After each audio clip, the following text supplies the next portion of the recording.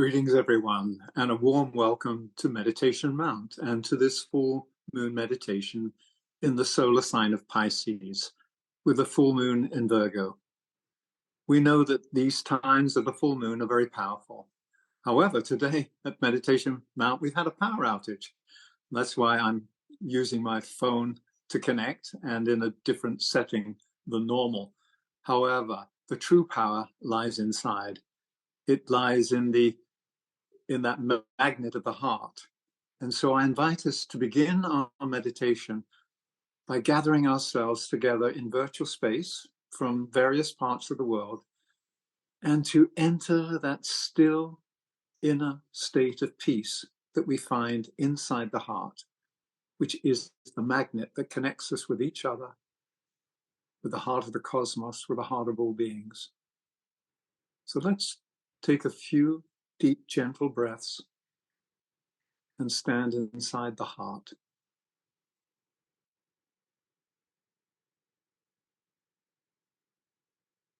This is where the fire of love burns steadily.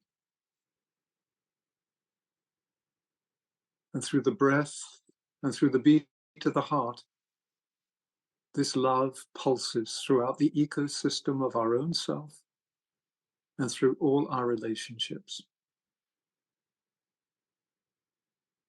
So let's visualize ourselves connecting heart to heart, to heart, to heart, as we weave together a matrix of love that constitutes our group heart.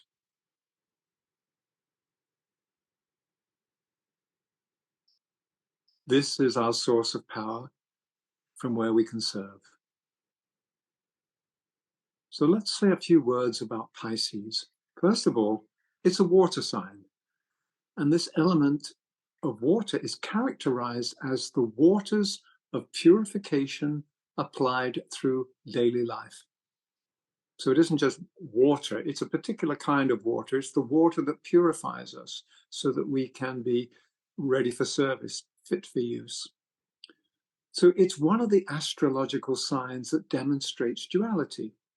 If you look at the symbol of Pisces, it's these two fishes, and they are linked, united by a bond, by a silver thread. These two fishes are bound together.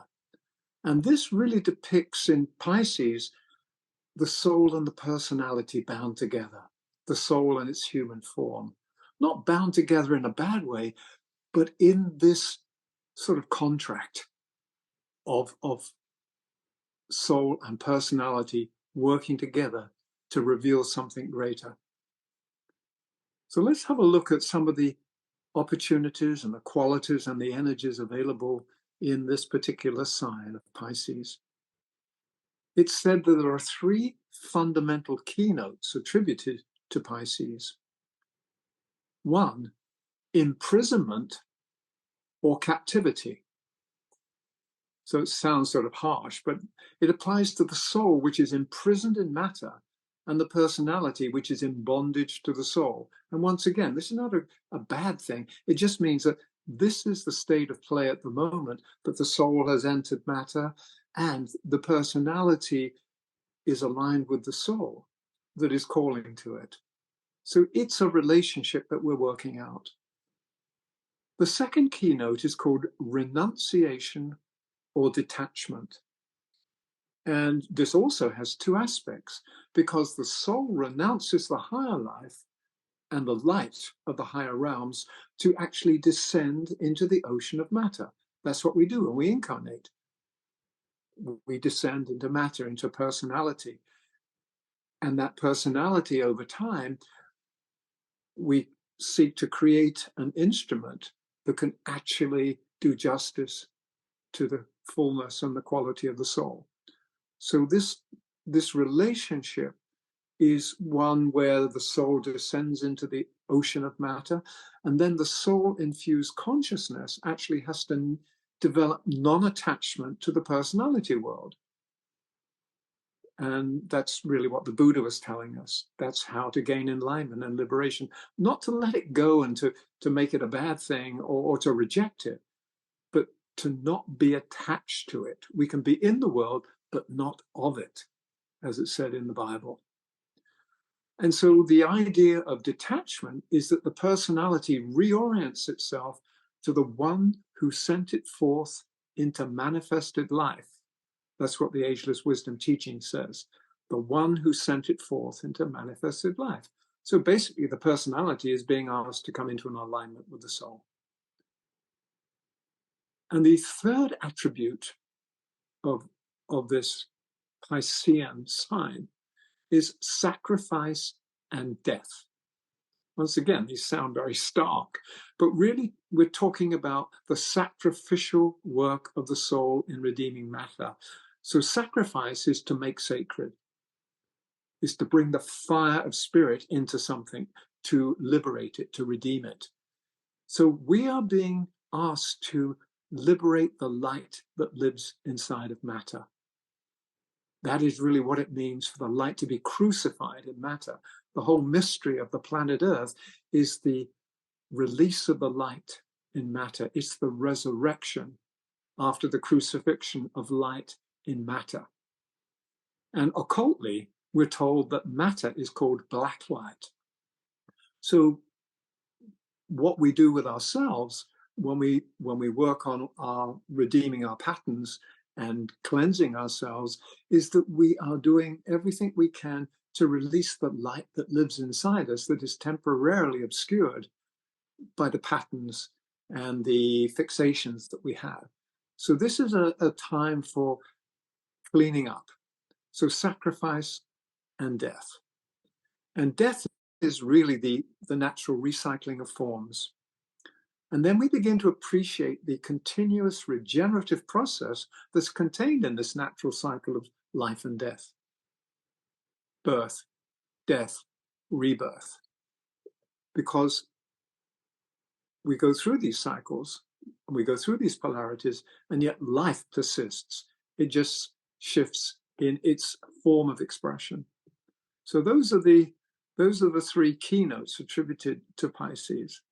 So let's talk a little bit about the planets that influence Pisces. Pisces is governed by Jupiter and Pluto. Jupiter is the exoteric or outer ruler, and Jupiter carries the energy of the second ray of love wisdom. And this energy of love wisdom provides the magnetic potency that allows the soul and the personality to be joined together and to develop, if you like, a fluid functioning relationship. So once again, it's a magnetic quality of love wisdom. And Jupiter, as we know, the Roman god, Jove, is jovial. Jupiter is a sign of joy because birth and transformation, which it stimulates, are natural sources of joy when we break through and let go of the heaviness and liberate the light that lives inside us. So when we allow the spiritual nature to rise from the depths of our own materialism, then we've made the sacrifice. We've not given up. We've simply made it sacred. So let's focus a little bit on Pluto. Pluto is the esoteric or hidden ruler that carries the first ray energy of will and power. So you've got Jupiter with the second ray love wisdom and Pluto with the first ray energy of will and power. And as we know, the first ray is both the creator and the destroyer. And so we're looking now at the destructive influence of Pluto because Pluto, as we can see in the world at the moment, is leading to the dissolution of those forms that no longer serve, those forms which are no longer able to receive and contain the new dispensation of spiritual energies that are seeking to enter the earth to give birth to something new. So when Pluto governs, it frequently brings about the death or ending of old forms, old cycles, anything that deludes and imprisons human consciousness. And I think as we're witnessing now, this process is greatly magnified at the beginning of any new era, when the note of divine purpose is resounded to create the forms for the next cycle. And it's said that when the ray of the will of power is sounded, it, or the ray of Shambhala, it has three effects on matter. If the forms are still in alignment with this deep, fiery purpose, it will simply organize and strengthen them. If we're slightly off but still aspire to align, it will purify us and it will shake us a little. But if a form is absolutely off, out of kilter, not in alignment with what is being called for, it will be destroyed, it will be broken and then recycled. And this is the natural way that form life is recycled.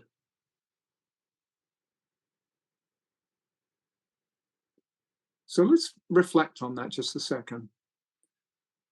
Pluto therefore plays the archetypal role of the destroyer, as we said, because it destroys the ties that bind us to the wheel of existence, the wheel of rebirth, as the Buddha would say. So Pluto actually brings about a transformation so vital and basic that allows us to eventually become, in the words of the Ageless Wisdom teaching, the new and living one. So once again, it allows for the revelation, the resurrection. So it allows us to give birth to something new. And in order to be born, one has to die first.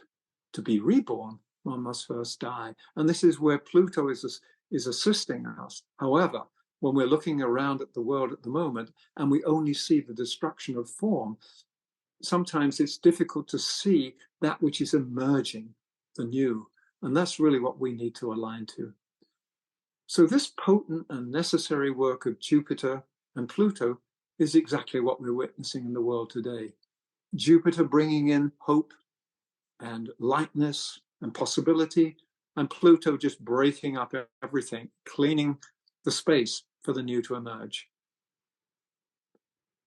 So it's obvious then that before the construction of a new era can begin, we need to have a cycle of destruction, dismantling, dissolution. So that's where Pluto really helps in this regard. So Pisces and its attendant energies amplify and facilitate the needed process of transformation for the whole of humanity. So just a few words about the opportunities and gifts offered in Pisces. They are sensitivity, fluidity, and liberation. So we're in this earth classroom and we're being invited to learn the right use of will and sensitivity. We're being invited to learn how to control fluidity and the synthesis of the dualities that live inside each of us. And these dualities could be between the head and the heart, the mind and the love and will aspect. It's whatever duality exists, we're being invited to create right relationship with it. Pisces is a sign of service. Aquarius, which we had last month, was the first sign of service. There are two signs of service that complete the zodiacal cycle, numbers 11 and 12, before we start then with the new cycle of Aries. So in Pisces, service is highlighted as the path of liberation that needs to be followed. And I'd like just to explore very briefly the spiritual motto of Pisces, because it holds a hint. I leave the Father's home, and turning back, I save. I leave the Father's home, and turning back, I save. Sort of sounds rather cryptic, but it basically says, I leave the higher realms, I turn my back on the light, I allow that light to flow through me, and I save. So the question is, what does it mean to serve and save? Because in Pisces, we have the sign of the Savior. And yet many people are always asking, what does it mean to save? What does it mean to be a savior? And what I'd like to say, for me, a savior is not a comic book superhero that fixes everything on behalf of society. It's a different image. It's a different avatar. For me, a savior represents the embodied soul qualities that are needed to heal humanity, that are needed to redeem matter by liberating the light locked up in matter. So a savior is somebody who can make something sacred, who can release, who can redeem. So a savior in this context means to be an exemplar and a way shower of what is possible for the full flowering of the human spirit. Because that is the ultimate resurrection, is the full flowering of the promise that's contained within the seed of our humanity. And in the lineage that we're part of, the Trans-Himalayan mystery tradition, the full flowering of this consciousness is referred to as Christ consciousness. It's the risen light of love, as the teachings state, the risen light of love. So it's all about giving birth inside ourselves to that which is potent, potential, inherent. And Pisces allows us to grow because the Tibetan, the Master DK, says that service is the greatest healer and teacher. So as we serve and give of ourselves for the common good, we are healed, we are made whole, and we learn. Because we're learning what it's like to be a soul. And the natural urge of the soul is to love and serve. So suddenly we realize that we're being mentored by our own soul as well as by other souls. So what does it mean to be a saving force? We're being asked to develop qualities like compassion, because compassion is a second-ray quality, and when it is stimulated by the first ray of will and power, so you've got the second and the first, the presence of love expresses as the will to save. The will to save is the urge to love. It's the natural urge just to be there. You know, whether it's the Bodhisattva vow, the Buddha, or Kuan Yin, who says, I'll remain on earth until the last weary pilgrim has found their way home, until all suffering has ceased. I mean, that's the ultimate service and sacrifice. So each sign has an opportunity. And the opportunity in Pisces is for us to learn to be the saving force. And just to wrap this up, each zodiacal sign is assigned a particular quality of light. And in Pisces, the quality of light is called the light of the world. This is the light which reveals the light of life itself, and it ends forever the hold of darkness and the hold of matter upon human consciousness.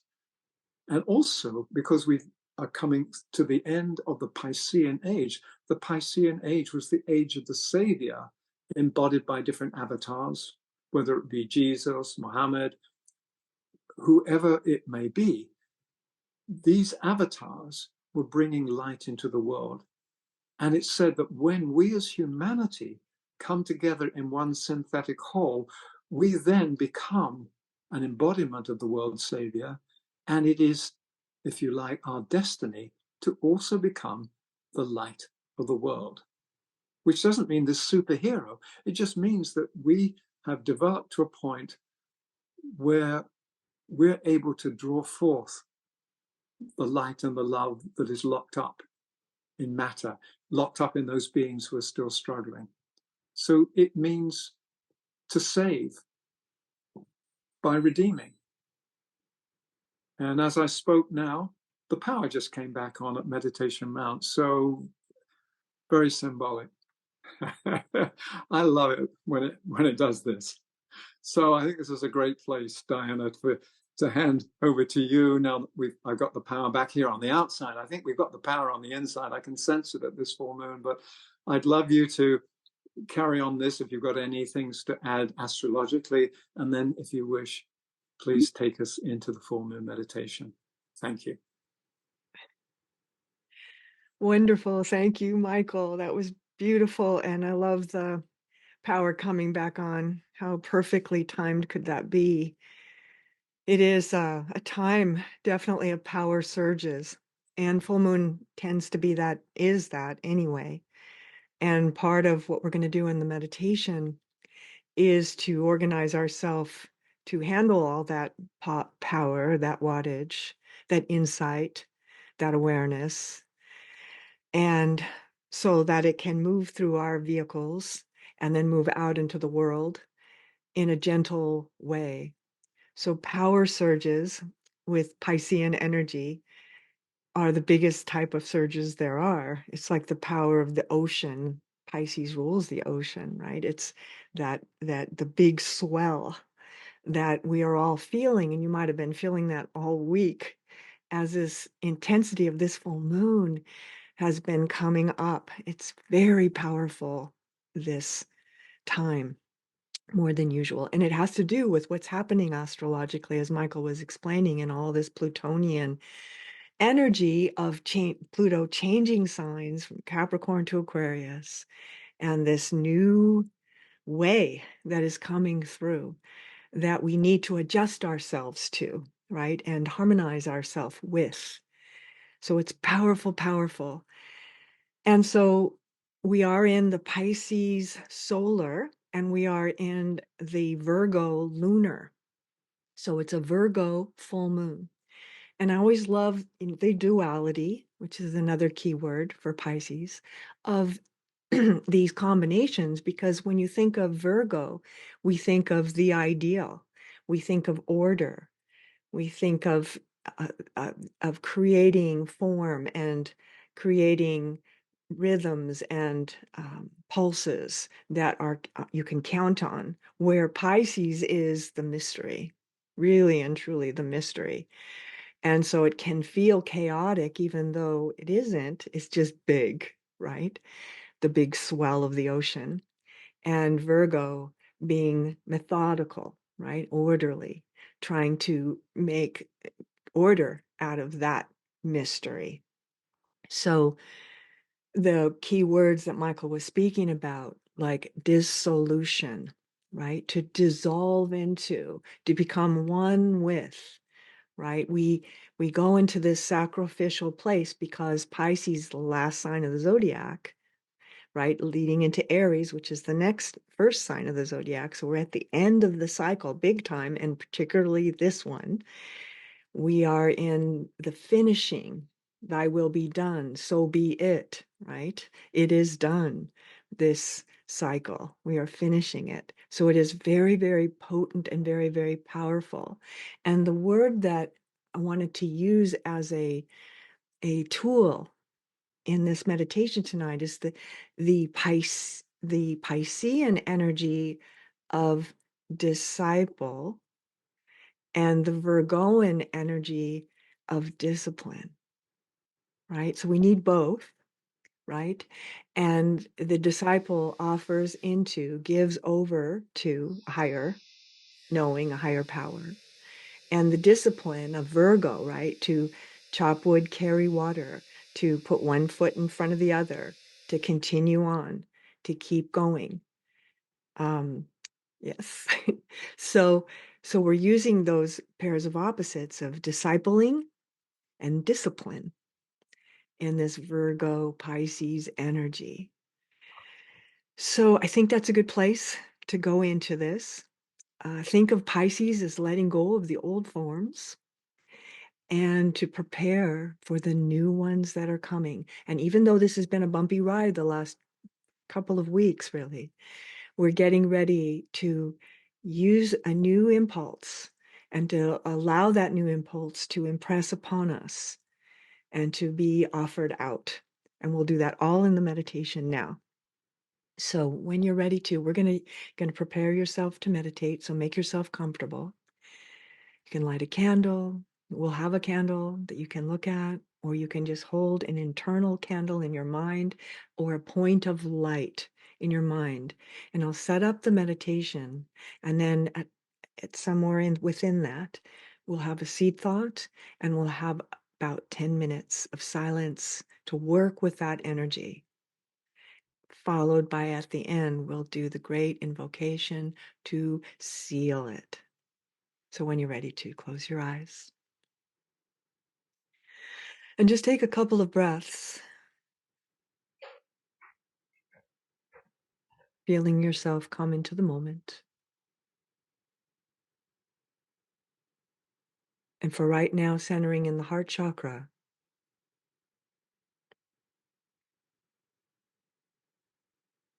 feeling the heart chakra connecting to the heart chakra of the earth. So there's a link between the mother of the world and our own heart chakra. And from the heart chakra, sensing all the heart chakras that we are interconnected with around the planet of conscious souls and souls that are coming up, which there are many right now. Many souls are awakening. And we hold a welcome for all of that new energy that's coming up and all of that established energy that is holding with the masters and teachers that have been holding this for eons.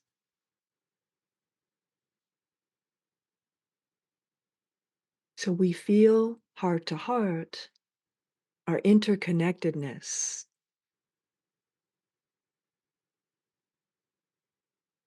One life, the one life.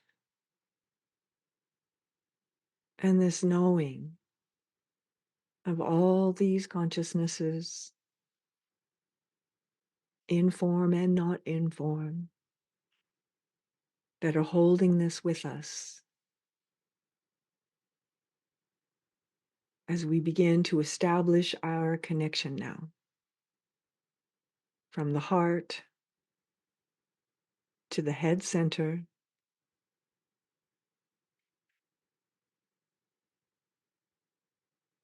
taking your place here in the cave.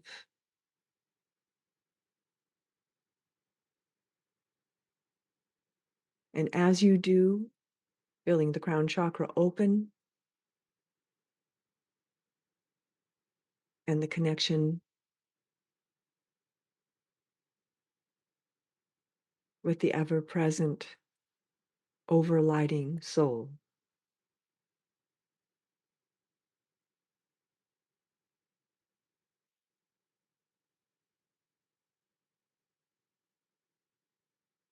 And as that link is made, remembered, known, that line of light moves up through all the stations of higher and higher and higher awareness, where all the masters and teachers and that pure consciousness of pure love that is at the center. Pure love.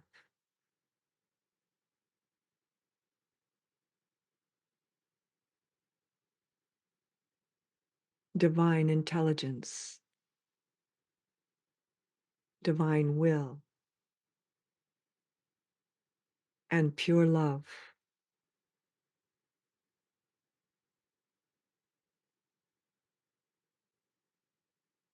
That move and reorganize into sacred geometries all the way through the heart of the sun to the heart of Sirius,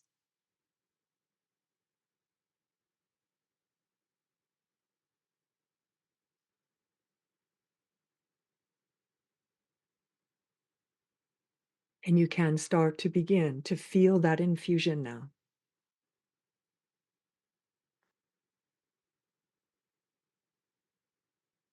of pure awareness to receptive consciousness, us.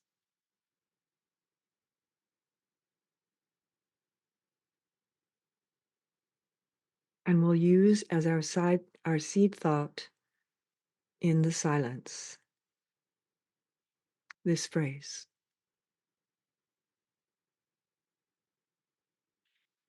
balancing on the great scales. We harmonize with the new incoming energies.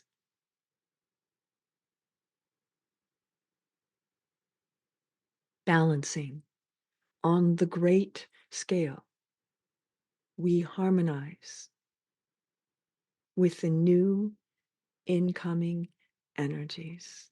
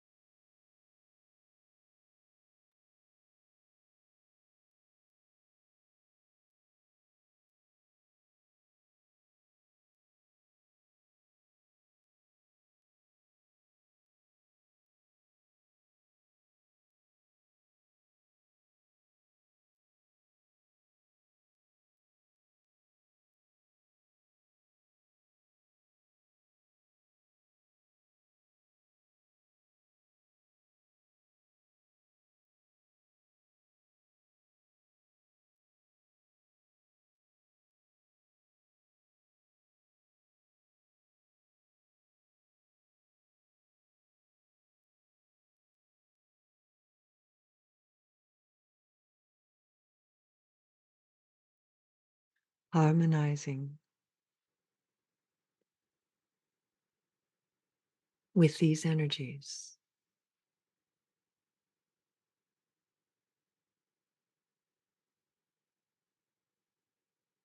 Letting yourself be reorganized, recalibrated to divine will.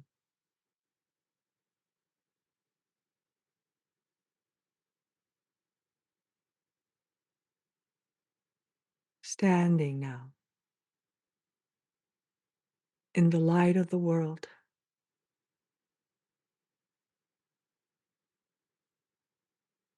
like rainbow swirls,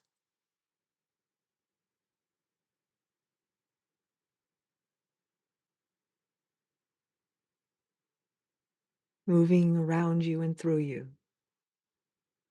and us, and our world, and our planet. You see these energies having been received gently,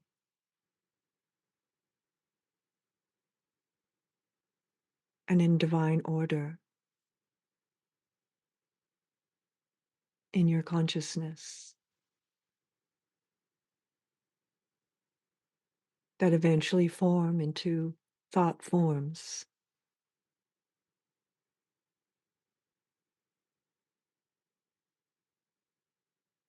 ideas, inspirations, healings, actions,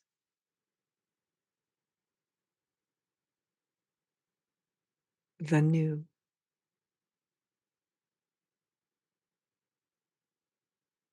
And just gently sending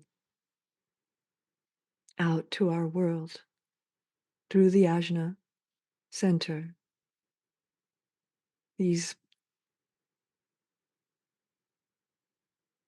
opalescent lights that blend with our world,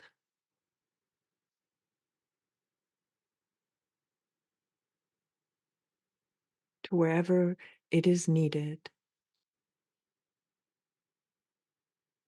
And you see in your mind's eye changing, healing, calm,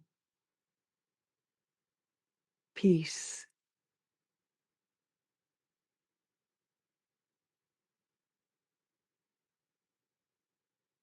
peace.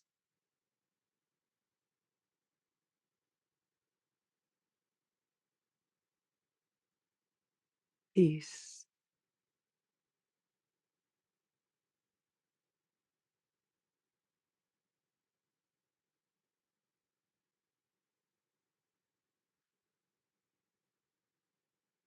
And we'll close this with the great invocation,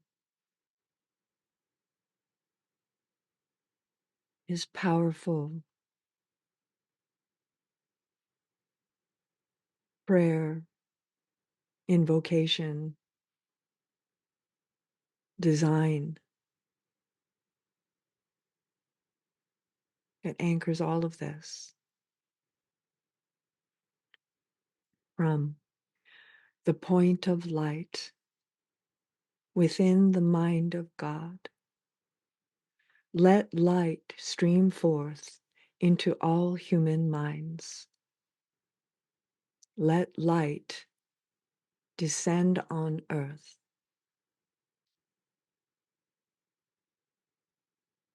From the point of love within the heart of God. Let love stream forth into all human hearts. May the coming one return to earth.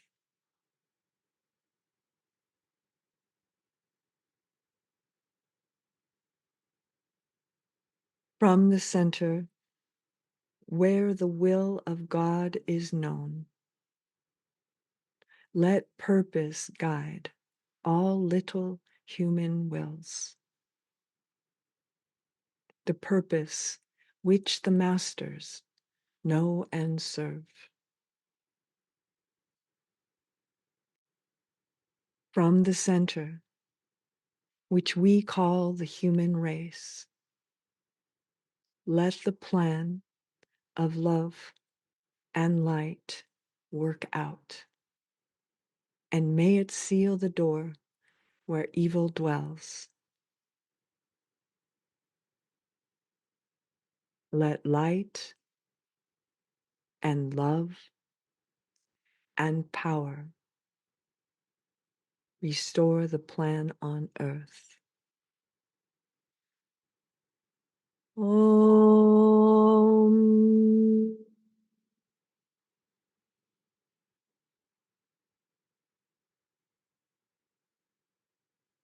Om.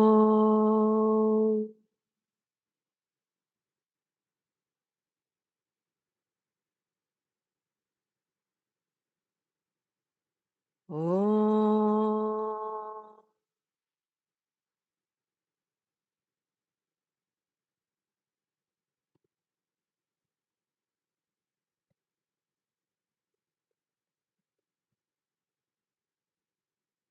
Good, good.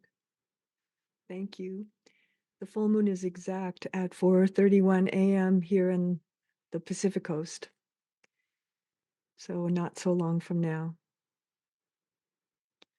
Thank you. Thank you, Diana. Thank you. Ah. So the outer power is restored, but the inner power has been generated. And just a couple of things to complete meditation. We talked about the saving force, and we talked about what it means to be part of this redemptive force in the world. And we were given in Pisces a message: peace on earth, goodwill to all people. That really was and is the saving force. Peace on earth, goodwill to all people. Those two qualities, when they infuse our being and are lived, and infuse our society, and become the way that we relate to each other, then there will be a major shifting and a release of the light of the human soul. So what I invite us to do is to see the truth, goodness and beauty of the one soul of humanity take up residence on earth as a saving force. And Roberto Assagioli, as we've mentioned before, he's the inspiration and guiding light behind Meditation Mound. He's also the founder of a spiritual psychology called psychosynthesis. He had a vision of the synthesis of nations. In his spiritual psychology, he worked with the inner synthesis. So the synthesis of all our parts, the integration of the personality, the alignment and the infusion with the soul. So he had a vision of then the next dimension would be the coming together of the nations, the souls of nations. So the invitation now is through the power of our collective imagination and our lighted heart that we see a coming together of all the nations.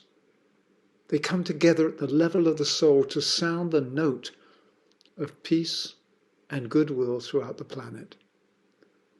So just as we're joined heart to heart in this meditation, see the souls of all nations joined heart to heart in loving understanding and mutual respect. So let us be representatives of the one life. Let us be the active agents of blessing. And we're going to send out 3 waves of blessing with the sounding of the Tibetan bell. And we are simply going to proclaim, may peace prevail on earth, and may I be an agent of this peace. So I will sound the bell, and we will send this out into the ethers, so it becomes the saving force.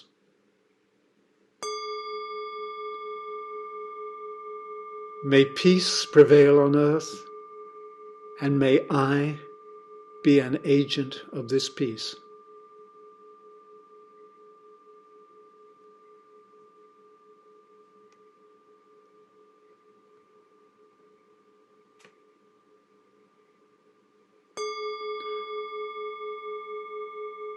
May peace prevail on earth, and may I be an agent of this peace.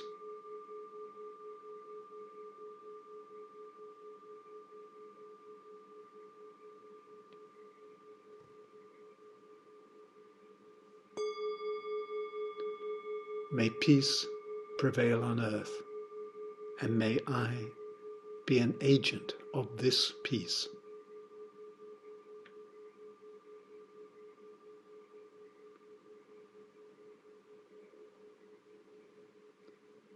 Thank you all for your presence and your participation in this group meditation. And on behalf of Diana and also Joey, who's working the magic behind the scenes, we bid you good night and farewell from Meditation Mount. We are located here in the Ojai Valley in Southern California. So may peace prevail on earth, and may each of us be an active agent of this peace. Namaste.